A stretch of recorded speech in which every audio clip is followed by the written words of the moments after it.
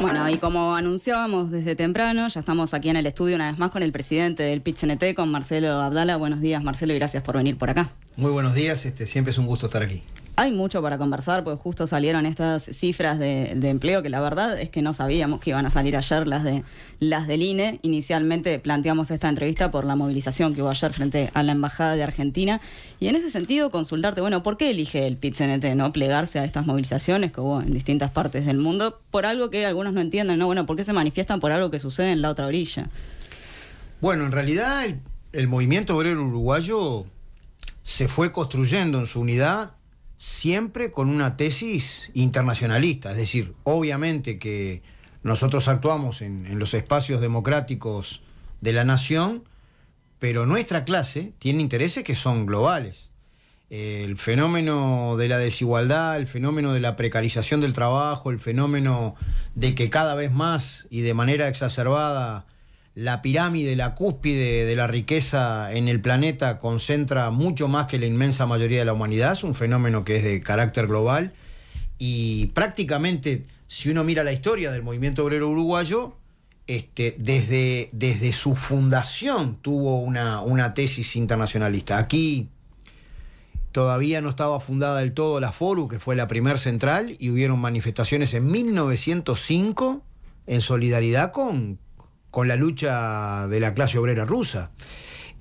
Uruguay es uno de los pocos países, porque al principio eran algo así como en América Latina, Argentina, Uruguay, pero en el mundo un puñado de países en donde se conmemoró el 1 de mayo 1890, es decir, antes de la existencia de ninguna central.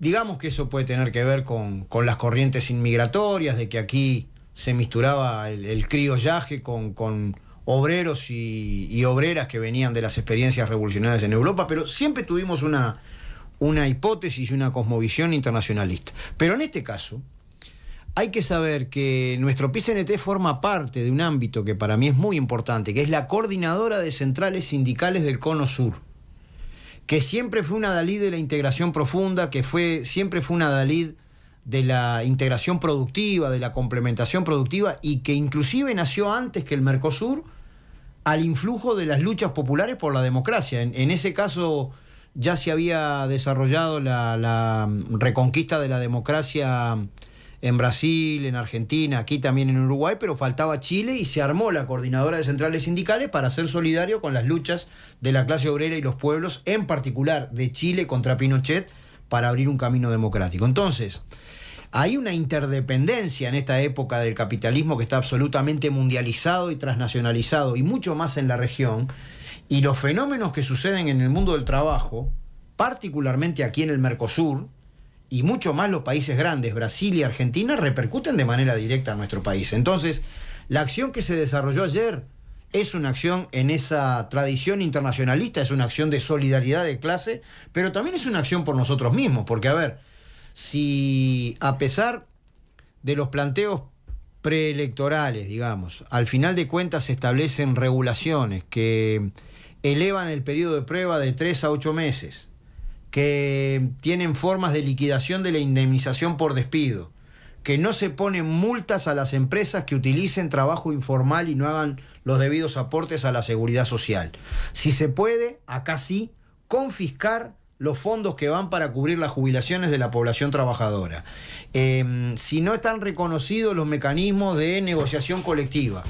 Hay que saber que eso implica no solamente un retroceso para la clase trabajadora argentina, sino que en muchos casos implica una violación de los códigos sociolaborales que existen en el Mercosur y, por tanto, una espiral, la potencialidad de una espiral hacia abajo en las condiciones laborales que más tarde o más temprano nos terminan afectando a todos. Hablabas de un mal antecedente para la región también. Y sí, efectivamente, cuando al revés, desde nuestra perspectiva, hay que cambiar los patrones de pensamiento y de acción de un concepto de competitividad que está ubicado tan siquiera en los costos y en particular en los costos laborales, por un concepto de insertarse en la región y en el mundo en base a la alta calidad, a relaciones laborales de calidad, a trabajo estable, a no precarización, a condiciones de trabajo que permitan producir bienes y servicios de calidad.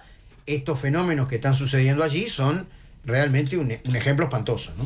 Ahora, Marcelo, si esto viola la normativa internacional de la OIT, como dijiste ayer, viola también códigos laborales del Mercosur, que no se pueden violar, ¿qué consecuencias puede tener esto? Y bueno, yo me imagino que el movimiento obrero argentino, y ahí nosotros, obviamente que también seremos solidarios en las tribunas de la Organización Internacional del Trabajo, me imagino que hará las debidas quejas que deben hacerse en el marco de la Organización Internacional del Trabajo, que es la única organización del sistema de Naciones Unidas, digamos, que además es tripartito. Participan los gobiernos, pero también participan los empleadores y los trabajadores. Y en eso, naturalmente, que toda la coordinadora de centrales sindicales, digamos, se manifiesta solidaria, digamos, con la acción argentina. Pero además hay otro aspecto que yo creo que es absolutamente preocupante. Y es cómo transcurrimos en medio de las contradicciones, de las luchas, de los planteos, en defensa de la democracia.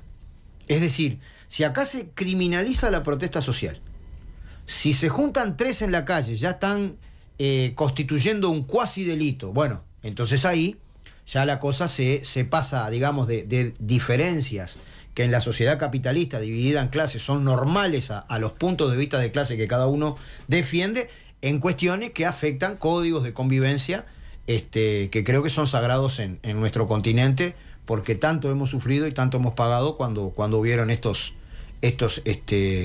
empujes autoritarios, digamos.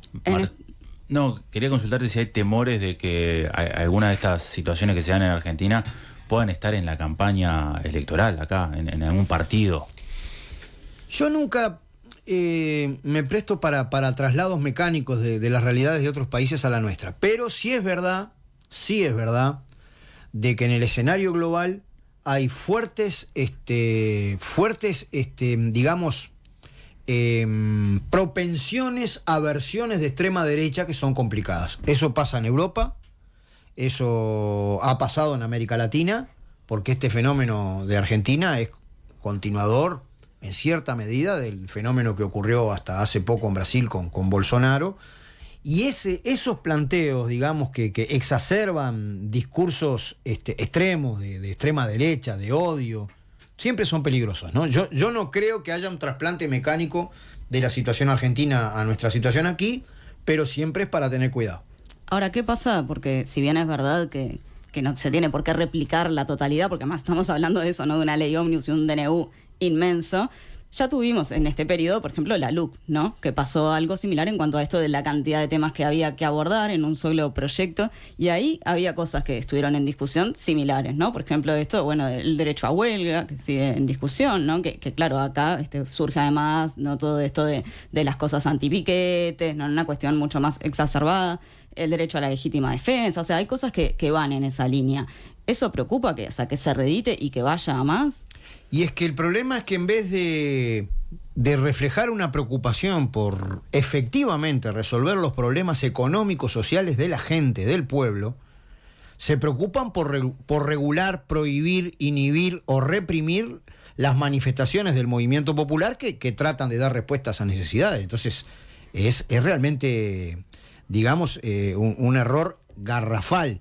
Nosotros siempre defendemos la acción pacífica, digamos, del movimiento obrero, sin descartar ningún método, porque a veces no depende solamente del movimiento popular, pero las acciones que desarrolla el pueblo son acciones de carácter pacífico. No hay por qué, y es un disparate, digamos, considerar que si se juntan 3 es cuasi delito. No hay por qué, y es un disparate lo que pasó ayer, que a contingentes muy importantes de trabajadoras y trabajadores argentinos que marchaban pacíficamente hacia la movilización, no se los dejó pasar por el puente de Porredón. Sí. Entonces, ahí vos tenés un desvío, una deriva autoritaria de extrema derecha que es absolutamente preocupante. En Uruguay ni miras, ¿no? En primer lugar porque hay, digamos, un movimiento obrero maduro que con su combatividad, con su unidad, con su firmeza, pero siempre vela porque las acciones que se despliegan sean efectivamente pacíficas, pero por ahora no ha sucedido, también tengo que decirlo, digamos que hayan habido mecanismos de represión tan salvaje como surge esto, por ejemplo, de cómo se limita cuando no se habla, de actividades esenciales, entonces ahí cuando se puede parar únicamente el 25% cuando son actividades esenciales, y cuando no lo son, el 50%. O sea, en realidad es una limitación del paro absurda, pues si el 75% de una empresa trabaja, el paro ya no corre. Bueno, pero además allá se han ejercido mecanismos de presión contra el derecho de huelga, amenazando a trabajadores públicos y privados de que si adherían a esta acción que convocó todo el movimiento sindical, tenían el riesgo de perder el trabajo. Eso es ilegal según la OIT. Una autoridad política, digamos, del Estado, debidamente electa, ¿no? Porque nosotros respetamos el derecho de los pueblos a la autodeterminación, no cuestionamos eso, sino la acción concreta que toman. Utiliza una decisión del movimiento sindical de desarrollar un paro y una movilización absolutamente legítimo y ejerce mecanismos de presión para que la gente no adhiera. Eso es ilegal. Quien va con un plan pierde el plan. Es ilegal. Desde el punto de vista de la Organización Internacional del Trabajo, aquí en Uruguay tenemos gran parte de la normativa, todavía no toda, que ha surgido de la OIT, incorporada a la normativa nacional. En Argentina lo mismo. Es ilegal lo que hicieron. No pueden llamar a la gente, bueno, si te adherís al paro, corre el riesgo de perder tu trabajo. Es un mecanismo de presión absolutamente indebido y, bueno, ha sido debidamente denunciado por el movimiento sindical argentino, ¿no? Queríamos hablar de otro tema, recién lo mencionaba Sofi, que tiene que ver con nuestro país, porque bueno, justamente se conocieron las cifras de empleo y desempleo emitidas por el INE, y Pablo Mieres dio algunas declaraciones, entre ellas dijo, por ejemplo, que en diciembre vuelven a confirmarse las tendencias positivas en empleo, aumenta el número de personas en el mercado de trabajo, el número de personas ocupadas, y baja 0.4% el desempleo. El promedio del año indica que todos los indicadores de empleo son mejores que en los últimos años del gobierno anterior, a pesar de la pandemia y a pesar de la sequía. Esto es lo que dijo el ministro Mieres. ¿Cuál es tu análisis de estas últimas cifras, del balance que hace el ministro? Bueno, muy de sobrepique, porque en realidad las cifras recién salen, y obviamente que nosotros no pudieron sentarse a analizar. Pero además tomamos con mucha seriedad, digamos, la estadística de nuestro país, y eso va a procesos de estudio de nuestro Instituto Cuesta Duarte, sistematización de la información y análisis profundo, digamos. Entonces no quiero yo pegarle a la pelota de sobrepique, pero hay una cuestión que sí que es clara, digamos, ¿no? El planteo que viene desarrollando el PICNT, el movimiento sindical, lo hicimos en el 1 de mayo del 2022, lo hicimos nuevamente el 1 de mayo del 2023, es que la cuestión del trabajo, nosotros no hablamos de empleo, obviamente que en la sociedad capitalista el trabajo asalariado es la mayoría del trabajo por cuál es el régimen social en que actuamos, pero nosotros hablamos del trabajo. No puede verse tan siquiera en términos cuantitativos. Obviamente que es muy importante para nosotros el trabajo en términos cuantitativos, y aspiramos a un límite matemático, es que el nivel de trabajo en el país, el nivel de empleo, se acerque al pleno empleo. Pero le agregamos, puede hasta sonar como redundancia, en las categorías que manejamos le agregamos otra categoría. Nosotros hablamos de la necesidad del pleno empleo pleno, es decir, el trabajo de calidad. A eso me refiero. La cuestión del trabajo tiene que verse también en términos cualitativos. Claro. Y nosotros hemos dicho, y esto es un fenómeno absolutamente preocupante, que creció en 100.000 trabajadoras y trabajadores la población, dentro de la población total económicamente activa, que gana menos de 25.000 pesos. Entonces, la pregunta es, ¿qué sociedad queremos construir? ¿Alcanza con festejar, que está bueno, que se generan puestos de trabajo, que en muchos casos por el mes que se toma pueden ser zafrales, pueden ser por cerca de las fiestas, pero alcanza con festejar las cifras de empleo, las cifras de actividad, las cifras de empleo, las cifras de desempleo? Hay que ver también el subempleo, la precariedad, la informalidad. ¿Alcanza con festejar o conformarnos, digamos, con los términos estrictamente cuantitativos, o deberíamos abrir toda una discusión a qué se va a dedicar nuestro país? ¿Vamos a ser eternamente exportadores de materias primas, productos intensos en recursos naturales? ¿Da con esa base productiva para sostener una elevación permanente de la calidad de vida de la gente? ¿O estamos excesivamente vulnerables a precios internacionales que los define el capital financiero a nivel global? ¿No deberemos nosotros apostar a políticas que permitan misturar la educación, el conocimiento científico, la innovación y el mundo del trabajo para insertarnos en cadenas productivas regionales en el Mercosur de una manera de apuntar a esa competitividad a la alta, al trabajo de calidad, y a través de la región insertarnos en el mundo con algo más de valor agregado, que dé para salarios, que dé para sostener derechos y salarios de otro nivel, apuntar a la vivienda, apuntar a la educación, a la seguridad social, que es uno de los objetivos que tiene el PICNT. Es decir, nosotros tratamos de ir más abajo de las cifras que son formas de manifestación. Y lo cierto es que pensamos que con esta matriz productiva no da ni siquiera, con el enorme problema demográfico que tenemos, no da para sostener la vida de calidad de 3 millones de uruguayos. Ahí, Marcelo, la visión del gobierno pasa por un empleo cuantitativo, como decías ahora. La visión del gobierno es que mientras le vaya bien a los Maya Oro, está bien. Punto. Bueno, justamente... en realidad, para ser crudo, como ellos son la representación política institucional que administra el Estado, de los intereses del gran capital financiero, transnacional y muy vinculado a los agronegocios, mientras le vaya bien a ese sector, vamos bien. ¿Qué garantía tenemos entonces que si mejora la producción, en este caso como vos señalás, van a mejorar los salarios? Porque lo mismo pasó con las exportaciones, que tuvimos récord de exportaciones y sin embargo los trabajadores no lo vieron reflejado en su sueldo. Eso. Bueno, podría decirse que si hay algo más, un poco más de industria manufacturera, Uruguay está para mí hay un exceso de desindustrialización en todo el mundo. Suele medirse en la estadística que la industria manufacturera pierde peso en los productos brutos internos de los distintos países y los productos globales. Aunque la estadística también disfraza una cuestión que es parte de la industria manufacturera y que son los servicios industriales. Se miden como servicios, pero en realidad son parte misma de los conglomerados industriales que tienen los países. En los países donde hay alguna industria manufacturera más poderosa, bueno, la gente tiene otro salario, otros ingresos, otras cosas. Porque en Uruguay también hay cierta asociación. En los periodos donde hay determinado desenvolvimiento industrial, siempre son periodos en que mejora la calidad de los puestos de trabajo, los niveles salariales, la formalización. Y bueno, por eso nosotros valoramos que en realidad no se puede hablar del empleo sin hablar de la diversificación de la matriz productiva. Claro, en el paradigma neoclásico, que comúnmente llamamos neoliberales, pero que es un paradigma muy poderoso, tiene la hegemonía del pensamiento económico y social dominante, lamentablemente, de nuestro punto de vista, hasta sectores que en apariencia se oponen al actual estado de cosas, a veces no entienden que en tanto y en cuanto nosotros mantengamos una situación de dependencia tan grosera de los precios internacionales de la materia prima, no vamos a poder construir una sociedad más igualitaria. ¿Cuál va a ser en lo inmediato? ¿No? Estamos ahora en año electoral, en una nueva administración, los desafíos que van a tener trabajadores y trabajadoras. Y bueno, este es un aspecto central, ver de qué manera contribuimos a políticas públicas y sociales, porque nosotros no solamente proponemos, nosotros, estamos participando siempre, sea cual sea el gobierno, en distintos espacios que hacen a la gestión pública, ¿no?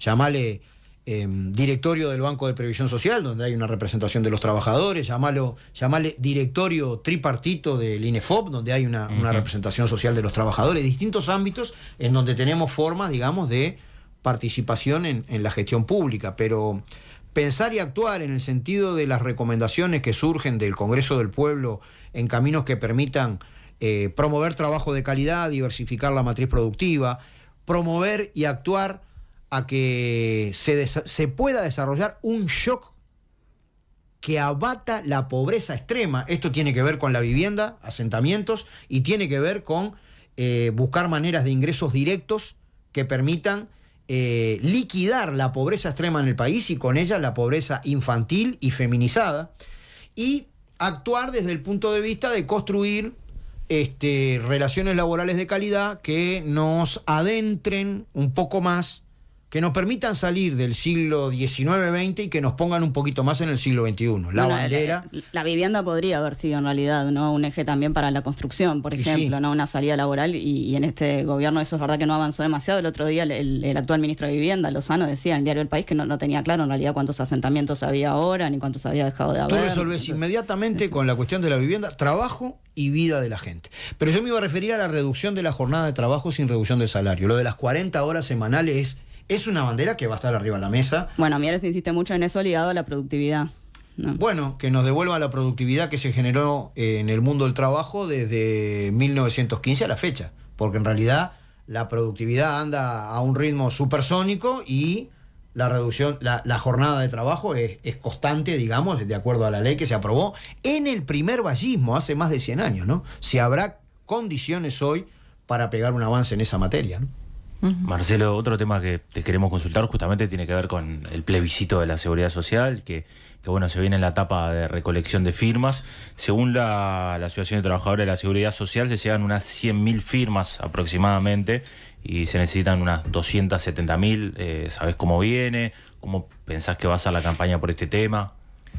Bueno, yo no manejo cifras porque, entre otras cosas, acordamos dar una información no estimando, digamos, sino a partir de un proceso que ya está decidido, que le llamamos Operación Retorno y que se va a estar desplegando en los primeros días de febrero, donde efectivamente, negro sobre blanco, nosotros podamos decir la cifra que ya se acumuló. No creo que anden muy erradas nuestras compañeras y compañeros de ATCS, pero yo prefiero no establecer una cifra en respeto de ese proceso y por rigurosidad, digamos. ¿Embromó que salieran entonces a plantear esta cifra? No, porque es una estimación que ellas y ellos están haciendo, digamos, que me parece que le anda cerca, digamos, pero como se aprobó por parte de todas las organizaciones hacer una cuantificación rigurosa en este caso, prefiero esperar un poquitito a principios de febrero. Pero lo más importante es que nosotros nos encontramos con una enorme disposición de la gente a firmar.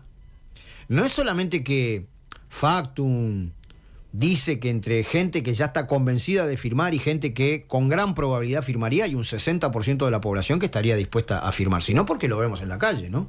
Y es porque el planteo es sencillo. En primer lugar, intenta resolver, enmendar sería la palabra, lo que hizo este gobierno con la ley 20.130, que llevó la edad de jubilarse de 60 a 65, volviendo a establecer que la gente se pueda jubilar a los 60 años si así lo decide. Nada impide que alguien pueda seguir trabajando más tiempo. En segundo lugar, porque completa un proceso que se dio desde el 2005 al 2020 bajo las administraciones progresistas, en donde se triplicó el salario, la jubilación mínima, se multiplicó por 3, pero falta un tramo para llevar la jubilación mínima al nivel del salario mínimo nacional, que hoy está en 22.240 pesos. Y al final esto tiene que ver también con qué sociedad nosotros queremos construir, porque si está bueno que una sociedad promueva que la gente trabaje toda su vida para después pasar hambre cuando terminó de trabajar, no está bueno eso. Y el salario mínimo tampoco es una cosa que vos digas, bueno, puedo tirar manteca al techo con ese ingreso, porque hay que ver quién puede vivir con ese ingreso.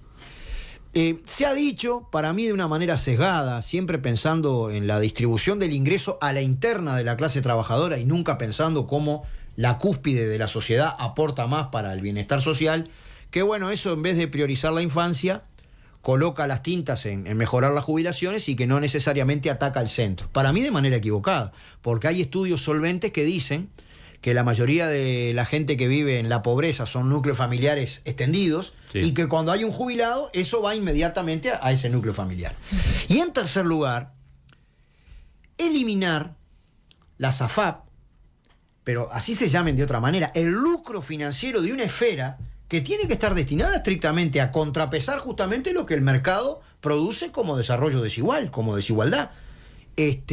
Porque la seguridad social es un derecho humano fundamental, dice la papeleta, porque la seguridad social es además un mecanismo de protección social, y está bueno que en esa esfera no haya lucro, porque en definitiva esta sociedad da muchísimos espacios para el lucro. Bueno, eso es algo con el que el oficialismo se está parando fuerte, ¿no? Que esto tiene una cuestión confiscatoria que va a terminar con la jubilación de mucha gente que ahorró toda la vida a través de la SAFAP. Es mentira, lo digo con claridad porque yo he convidado respetuosamente a Delgado, a otros representantes del gobierno a debatir públicamente esta cuestión, y a mí que me demuestren dónde está la confiscación que promueve el movimiento sindical, porque la papeleta dice expresamente que nadie puede ganar menos con el éxito, digamos, de el plebiscito que lo que hubiera ganado si el plebiscito no hubiera existido. Es decir, hay distintos mecanismos que salvaguardan los derechos básicos de la gente y que tienen que ver con que el Banco de Previsión Social, en la papeleta se establece, tiene que estudiar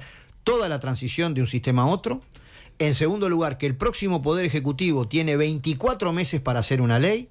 En tercer lugar, que nadie puede ganar menos de lo que ganaba. Y en cuarto lugar, que efectivamente se arma un fideicomiso del Banco de Previsión Social, que es la institución adecuada para la seguridad social, donde todos estos fondos van a pasar a una administración pública y no de la banca. Entonces, yo creo que mienten abiertamente allí y faltan a la verdad, ocultan lo que dice la papeleta, pero hablando un buen criollo, la gente no se come la pastilla porque está firmando aceleradamente, ¿no? Ahora, si pensamos en la recolección de firmas en concreto, ¿no? ¿Cómo están trabajando los diferentes sindicatos? Pensando en que en el momento de decidir si se iba a llevar adelante esta iniciativa o no, hubo divisiones, ¿no? No estaban todos de acuerdo en un principio. Sí, yo no hablo de divisiones, hablo de una cosa recontra legítima en un movimiento sindical de extrema amplitud, sin exclusiones, que abarca... Hablábamos de Argentina, a diferencia de la situación en Argentina, donde hay distintas centrales sindicales, o de Brasil, donde hay distintas centrales en Uruguay, todos los trabajadores estamos unidos en una sola central. Son legítimas opiniones en el marco de la democracia, pero resuelto el asunto, todo el mundo trabaja para ejecutar, digamos, la resolución. Nosotros en estos momentos, te comento para que tú tengas una idea, hoy por ejemplo van a ver en el desfile que ustedes estaban conversando hace un ratito, cuatro lugares donde vamos a estar recolectando firmas. A mí me toca ir a Andes, entre 18 y Colonia, pero van a ver en los distintos tramos del desfile, distintos puestos. Se va a ir a las playas, se va a ir a los tablados. Más adelante, además, los sindicatos están poniendo en distintos lugares puestos fijos para recolectar firmas. Más adelante vamos a ir directamente a los barrios, en las barriadas. El plan implica, sobre fines de abril, estar entregando cerca de 500.000 firmas, ¿no? Y yo creo que se puede. Obviamente que esto es de menos a más. Siempre al principio cuesta un poco montar la organización, desplegar las cosas. Los uruguayos tenemos una costumbre de dejar Último todo para momento. el final. Pero creo que sí, que es un objetivo que se va a llegar, y yo creo que le hace bien a la democracia, porque ojalá se pueda producir un debate razonable, digamos, sobre cuestiones que hacen al fondo, ¿no? A mí me gusta cuando hay gente que dice, pero esto contradice la posibilidad del ahorro individual, te dicen. Y yo me muero de la risa. Sin querer hacer traslado mecánico, me acuerdo del paradigma en que se basa Milei, ¿no? Por la siguiente razón. Más allá de que en la papeleta están permitidas formas de ahorro colectivo, cajas de compensación, acuerdos que se desarrollen a través de la negociación colectiva, fondos sociales que puedan desarrollar una contribución luego jubilatoria, si así lo acuerdan, es decir, que no está permitido todo tipo de ahorro. El paradigma que establece que la sociedad es la suma de individuos egoístas que buscan maximizar su utilidad, que es el centro del paradigma neoclásico, y de que somos gente racional, digamos, que se mueve con arreglo a fines.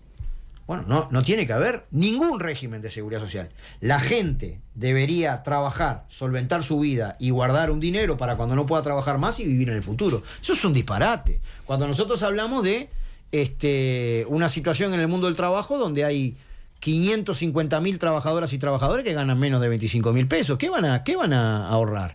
Pero además, los fondos que están en la AFAP no son ahorro individual. Que cualquiera vaya a una AFAP a decir, bueno, yo ahorré hasta ahora, pero quiero que me den el dinero porque lo necesito. No, eso es de fines estrictamente jubilatorios. Y para eso está el Banco de Previsión Social. Pero además, por otro lado, nada le impide a nadie que monte una caja de ahorro en cualquier banco y desarrolle su ahorro individual, que está absolutamente permitido en esta sociedad, ¿no? Entonces, a veces se dicen cosas que yo creo que vamos a llegar a las firmas, y al final de cuentas, la discusión no es solamente la seguridad social, que de por sí sería muy importante. Al final de cuentas es ¿qué sociedad nosotros nos imaginamos para este siglo XXI y para el futuro?